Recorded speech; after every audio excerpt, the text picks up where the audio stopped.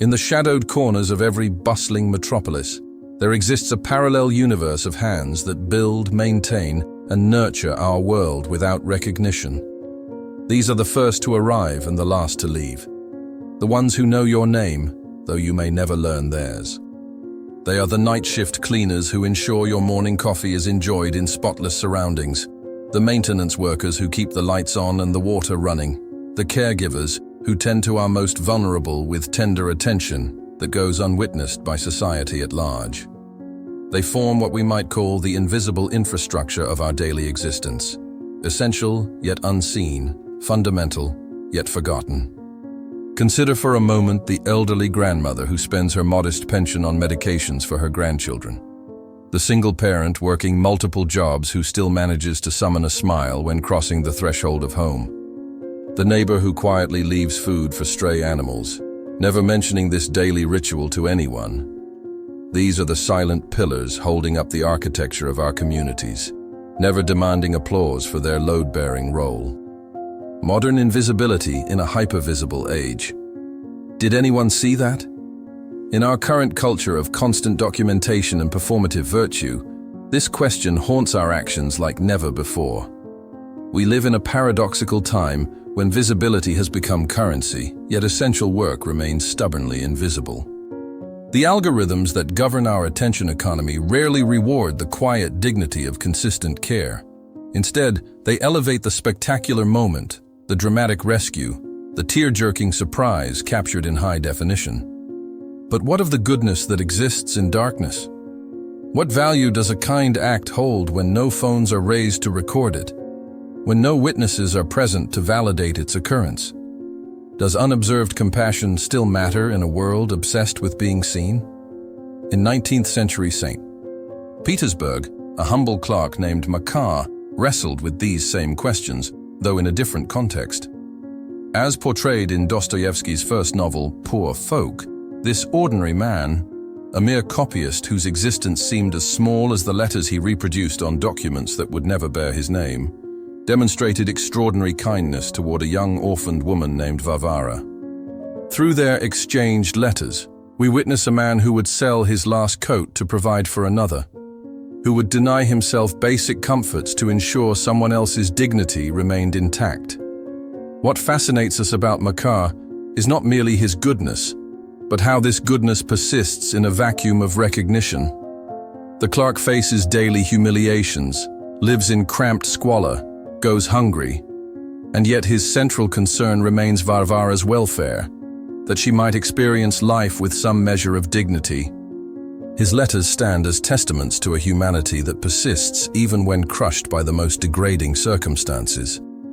How can someone be so good when the world has been so cruel to them? This question echoes across centuries, finding resonance in our own era of constant self-promotion.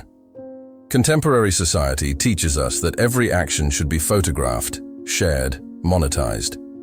Good deeds without witnesses seem almost wasteful in the logic of social media. If a tree falls in the forest and no one is there to hear it, does it make a sound? If an act of kindness generates no likes, does it really matter? The Stoic response to invisibility. For Stoicism, that ancient philosophy that continues to offer valuable insights for our frantic times, the answer is unambiguous. Virtue's value lies not in external recognition, but in its very existence.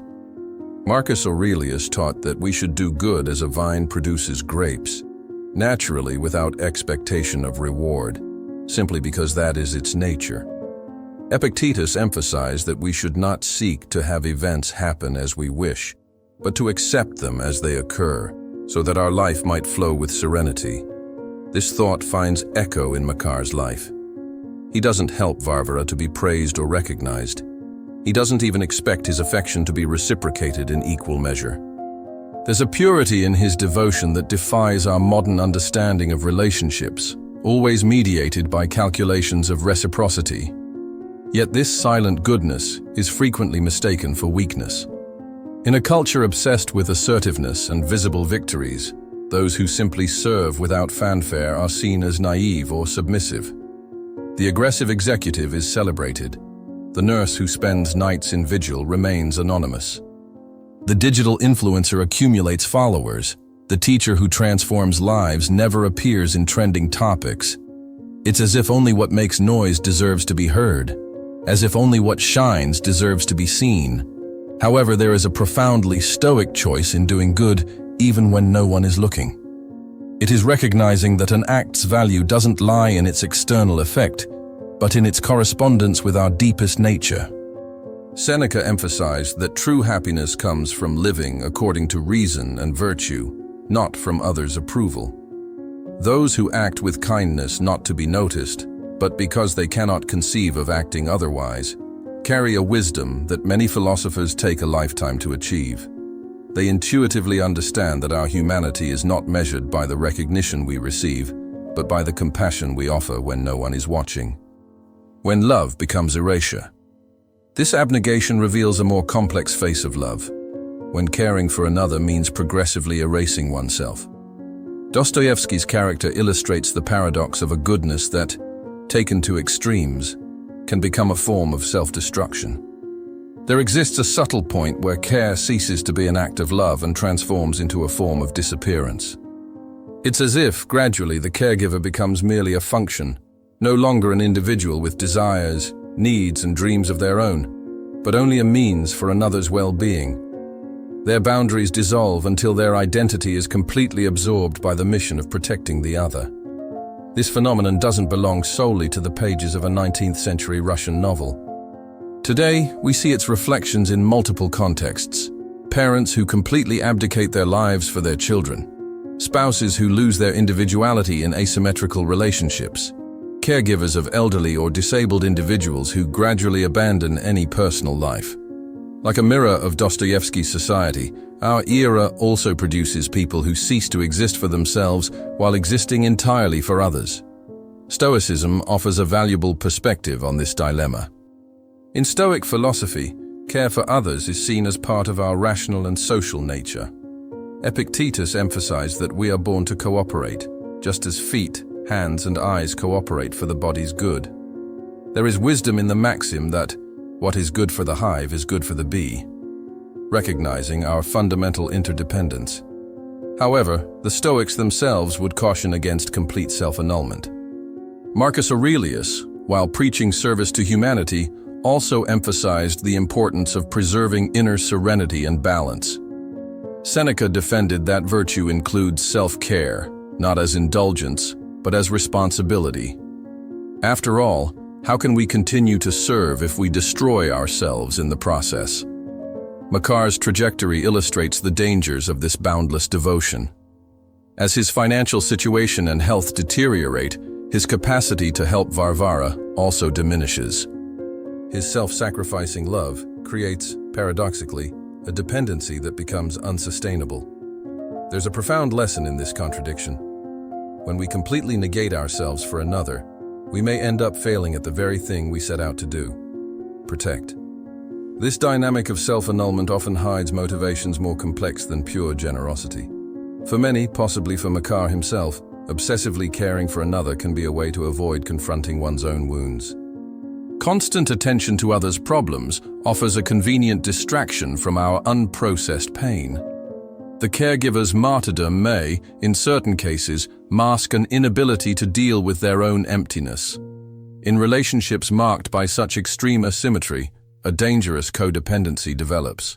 The caregiver derives their identity and purpose entirely from their protective function, while the recipient of care carries the growing weight of guilt. It's an emotional entanglement that rarely ends well for either party involved. In contemporary society, this dynamic takes on even more complex contours. The culture of sacrifice is often glorified, especially when it involves certain roles, such as mother, caregiver, or dedicated professional. We celebrate exhaustion as proof of love. We normalize the obliteration of self as a demonstration of character. We rarely question when care ceases to be an act of love and becomes a form of escape or self-annihilation. What would a healthier balance look like? Stoicism suggests a middle path, recognizing our responsibility toward others without losing sight of our own integrity. It's understanding that true service doesn't come from self-destruction, but from conscious and sustainable presence. That to truly care for another, we must also care for ourselves, not out of selfishness, but from a deeper understanding of interdependence. This balance is delicate and often difficult to achieve. It requires constant awareness of one's own limits and needs, even when instinct is to ignore them in favor of another. It demands the courage to say no when necessary, even when the heart wants to say yes. It requires above all the recognition that we are complete beings, not just functions or roles in service of others. For those who, like Makar, find their purpose in caring, the real challenge is learning to do so without disappearing in the process. It's discovering that authentic love doesn't demand self-annihilation. On the contrary, it flourishes more fully when it comes from an intact and balanced self. As Stoic wisdom teaches, virtue isn't found in extremes, but in conscious moderation. The guilt of needing, when being cared for, becomes a burden.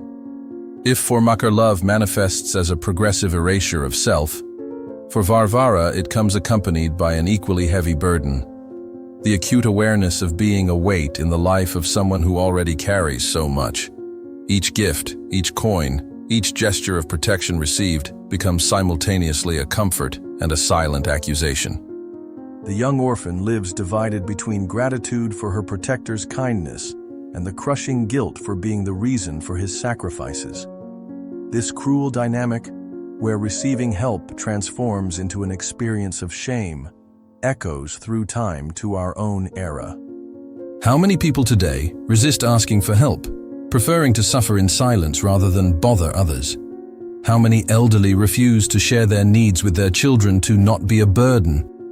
The tension between genuine need and the terror of consuming resources or energy from those we love. In contemporary society, where the ideal of self-sufficiency is almost sacred, this shame takes on even more pronounced contours. Being independent is a virtue. Needing help is weakness. Dependency is almost a swear word, especially in cultures that glorify individualism. The result is a silent epidemic of unmet needs, of vulnerabilities hidden under the mantle of "I'm fine" and "I don't need anything." Varvara constantly struggles to balance her real dependence on Makar with her fierce desire for autonomy. In her letters, we perceive how she tries to minimize her problems, how she apologizes for each need, how she seeks ways to reciprocate what she receives, even when materially she cannot do so.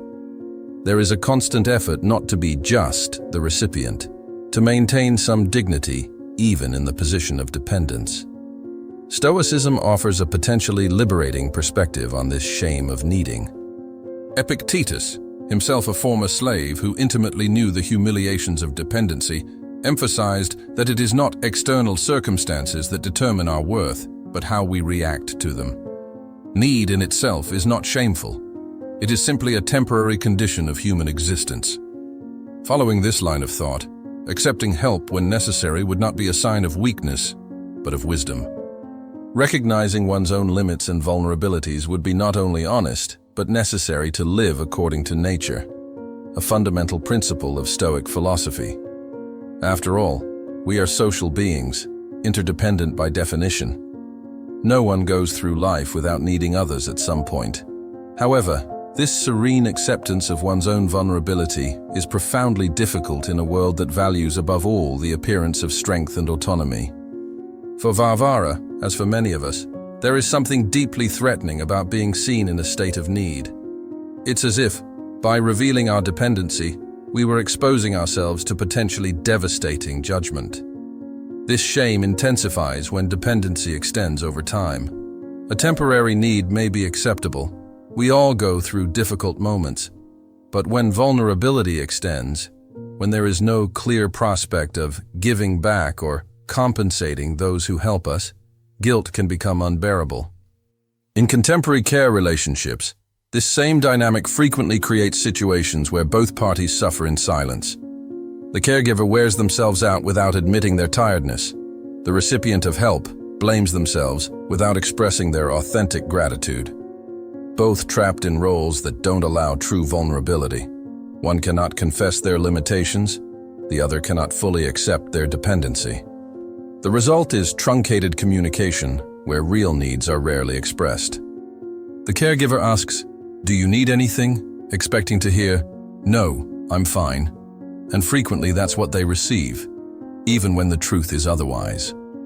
The person being cared for minimizes their needs to avoid abusing or demanding too much. Both participate in an elaborate dance where appearances matter more than honesty. To break this cycle, it would be necessary to profoundly rethink our relationship with vulnerability and interdependence. Stoicism suggests that true dignity doesn't lie in never needing, but in gracefully accepting both the role of helping and being helped, recognizing both as natural parts of human experience. Marcus Aurelius reminded us that we were made for each other, as parts of the same body. This acceptance doesn't mean passive resignation to perpetual dependency, when there's possibility for greater autonomy. Perhaps the healthiest path is recognizing that, throughout life, we all alternate between the roles of caregiver and care recipient. Today we may be in Makar's position, tomorrow in Varvara's. This awareness makes it easier to offer help without arrogance and accept it without shame, knowing that we're merely occupying temporary positions in a long chain of human interdependence. The guilt of needing, which weighs so heavily on Varvara and on so many who depend on others today, can be gradually relieved by understanding that receiving is also a form of giving. Allowing someone to help us is offering them the opportunity to exercise their humanity, to express their compassion, to feel useful and connected.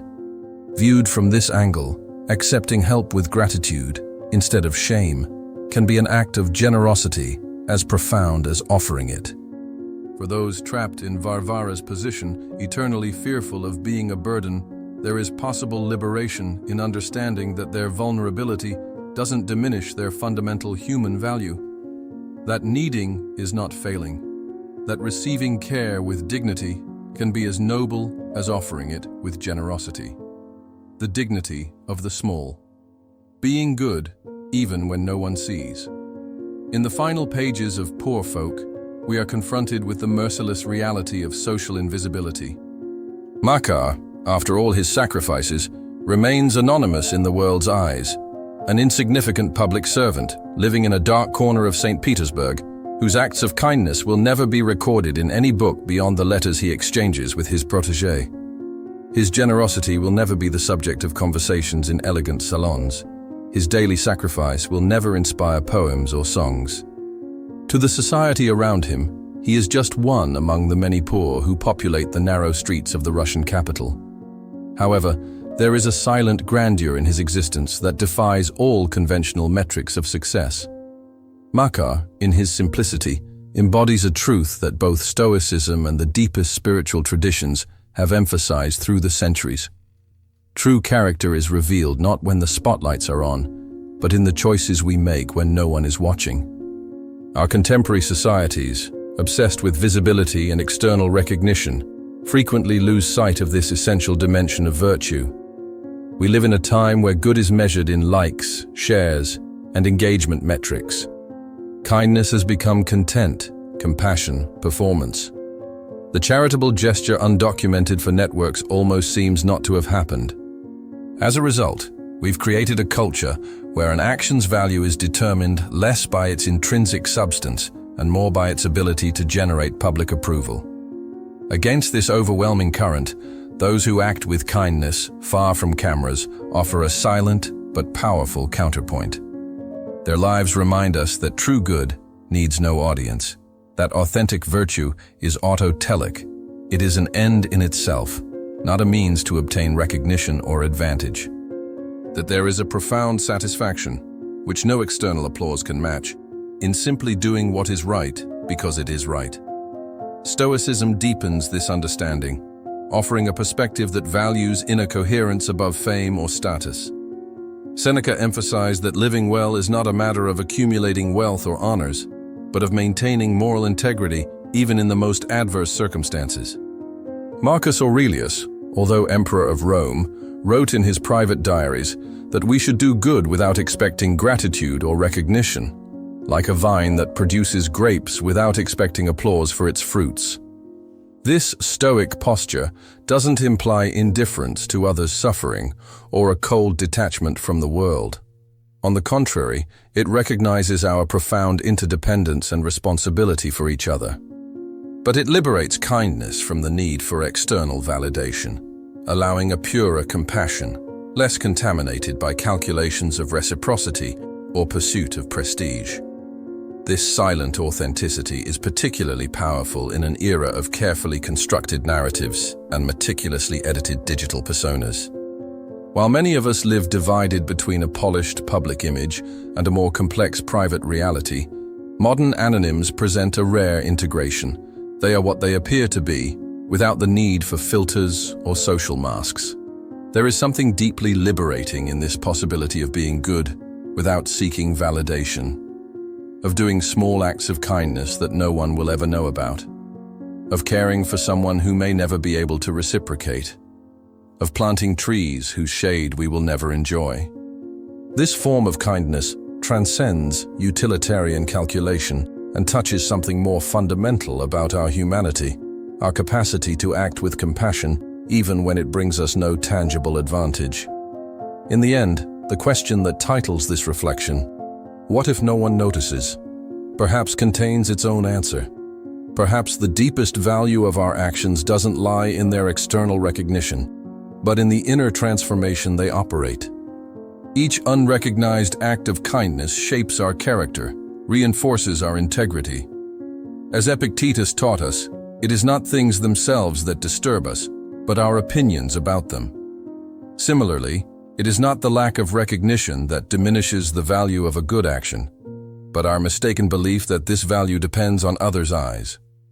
When we liberate our kindness from the need for approval, we discover a purer form of virtue, one that exists for itself, not as a means to another end. Heroism rarely comes accompanied by capes or epic soundtracks. More often, it comes disguised as routine, as small daily sacrifices, as choices made in the privacy of consciousness. In a world that constantly pushes us towards self-promotion and the incessant pursuit of external validation, there is an almost revolutionary act in choosing anonymous kindness, in finding purpose not in public acclaim, but in coherence with our deepest values. And if no one notices, the answer would be, the one who matters notices, yourself. The tranquil consciousness of having acted correctly, even without witnesses, is a reward that no external applause can match. The character forged in these invisible moments of ethical choice is the true treasure we carry through life. As Dostoevsky shows us, real greatness rarely lies in grand public gestures, but in constant fidelity to a kindness that demands no stage. In the capacity to give without receipt, to love without conditions, to serve without expectation of return. Perhaps that is the final lesson, that the well-lived life is not necessarily the one that receives recognition, but the one conducted with consistent integrity.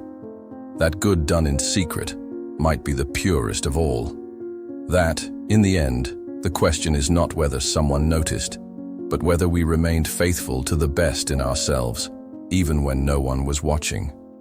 And what difference does it make, after all, if no one notices? The world was changed, even if imperceptibly. A life was touched. A small corner of existence became more bearable. And that, in itself, is reason enough. The revolution of quiet dignity. There exists a particular kind of strength in those who continue to give when receiving nothing in return. A resilience in those who maintain their humanity even when treated as less than human. This strength isn't boisterous or demanding. It doesn't announce itself with declarations or ultimatums. It simply persists, day after day, maintaining the dignity of quiet service. In our modern metropolises, the truly essential often goes unnoticed until it's absent. We don't see the clean floors until they're dirty, don't notice the functioning infrastructure until it fails, don't appreciate the steady presence until it's gone. The people who ensure our world runs smoothly become visible only in their absence, a peculiar invisibility that speaks volumes about what we truly value. Yet there is a quiet revolution happening in countless corners of our world. It happens every time someone chooses dignity over despair, service over self-centeredness, compassion over calculation. It happens in hospital rooms, where nurses tenderly care for the dying, in classrooms, where teachers invest in children others have given up on, in humble homes, where the little that exists is shared without hesitation. These small acts of human decency may never trend on social media. They may never be captured in photographs or preserved in museums. But they form the true history of our species. Not the history of kings and battles and monuments, but the history of everyday courage, of persistent kindness in the face of indifference, of quiet dignity maintained against all odds. Perhaps the most revolutionary act in our hyper-visible age is choosing to be good without audience, to reject the equation that goodness without witnesses is goodness wasted, to understand, as Makar did in his simple way, that the true measure of a life well lived has nothing to do with who was watching, but everything to do with who we chose to be when we could have chosen otherwise. For those who feel invisible in their own lives, who give and give without recognition, who maintain dignity in thankless roles, know that your unseen work forms the very foundation upon which all else stands. Like the roots of ancient trees, hidden beneath the soil yet providing essential nourishment, your quiet goodness sustains more than you know. And if no one notices, then you join the ranks of those who have always been the true heroes of human history. Not those who conquered lands or amassed fortunes, but those who maintained their humanity in all circumstances, who chose kindness when cruelty would have been easier, who preserved dignity not only for themselves, but offered it generously to others. In this, perhaps, lies the final paradox, that the most invisible among us may be the most essential of all. Have you ever wondered who truly matters in your life? Those people who silently keep your world functioning, without recognition or applause. How can we recognize the dignity in small acts of kindness around us? And perhaps more importantly, how can we cultivate that same disinterested goodness in our own lives? If this text has touched something in you, share it with someone who might also benefit from this reflection. And don't forget to subscribe for more content that explores the depths of the human condition through literature, psychology, and philosophy.